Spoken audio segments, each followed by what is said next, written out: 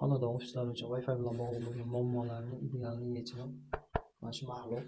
Wi-Fi alt sistemada ishlaydi, mesh sistemasi bor. Qurilishi juda ham dekorativni. Hech qanaqa shoxlari yo'q, yukni uzib turadigan joyi yo'q. Ortiqcha blok tangasi, bunga 12 volt chaqmas.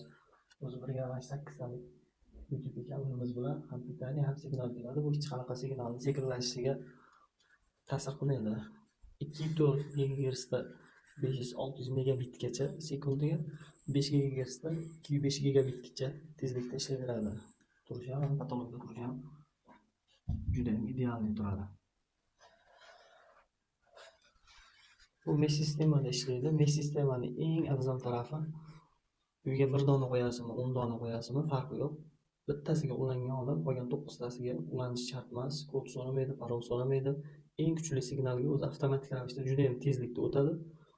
Qo'shimchasiga IP adreslari chiqishmay qolib, ortiqcha muammolari juda ham kam bo'ladi.